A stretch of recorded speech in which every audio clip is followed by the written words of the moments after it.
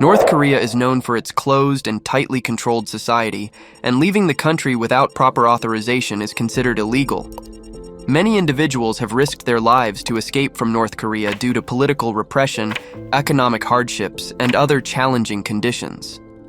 Numerous escape stories involve individuals crossing the border into China and then making their way to other countries, often with the hope of seeking asylum or a better life. The journey is perilous, as escapees face the risk of being caught by border guards or human traffickers. If someone is caught attempting to escape North Korea, the consequences can be severe and vary depending on the circumstances. However, 2 men proved it was possible after their miraculous escape using just 3 key items: a bike tire, a pump, and a backpack. Cho Eun-lee was a high-ranking North Korean government official who lived in the South Hwang province. A couple of days before his escape attempt, Lee was surveying land for his government job on the coast along the Yellow Sea. There are landmines and electric fences scattered throughout the region, preventing North Koreans from trying to escape through the sea.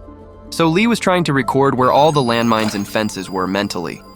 Lee told nobody that he was going to try and escape North Korea, not even his family.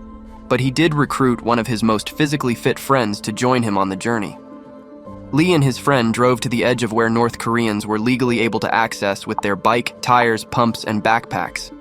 They started crawling through the high grass towards the sea.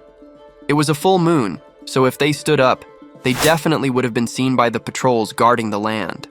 Lee and his friend agreed that if the friend would lead the way in testing for landmines, Lee would be the first to test the electric fence. Thankfully, no landmines went off and the electric fence wasn't on at the time, as electricity in North Korea is very sparse. So now Lee and his friend were gonna have to make a run for it. As the long grass was about to end and there was still about 100 yards to the sea, it was initially too bright to make the sprint, so they waited for a big cloud to eventually cover the light radiating off the moon. The cloud was finally in place, and the men decided to make a run for it into the sea. Once reaching the water, the goal was to inflate the bike tire with the pump to make floating in the sea much easier.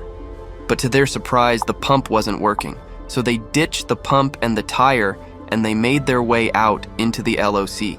2 hours into swimming, the men were getting exhausted, so in order to make themselves lighter, they ditched their backpacks full of food and even stripped off their clothes, leaving just their boxers on in order to be as light as possible.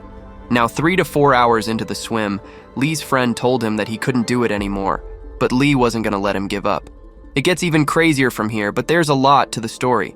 As the exhausted men continued swimming through the choppy waters of the Yellow Sea, Cho Eun-lee, determined to reach the shores of freedom, encouraged his friend to press on. Lee wasn't going to let his friend drown, so he swam with one hand while, with the other, he was massaging and pushing his friend's leg to ease the cramps. Suddenly, the men saw a boat coming towards them, and they assumed it belonged to North Korea. In a panic, the men spotted a small island roughly 300 yards away and frantically started swimming towards it. They made it onto the island, and the boat didn't seem like it was coming any closer, so they hid there until the boat left. As they were soaked only in their boxers on a cool September night, the men were absolutely freezing, but they used some trash that had washed up on shore to cover themselves overnight. In the morning, the men walked back to the water to begin swimming but were honestly too afraid. So, they found some styrofoam and wood on the island and attached it all to construct a makeshift raft.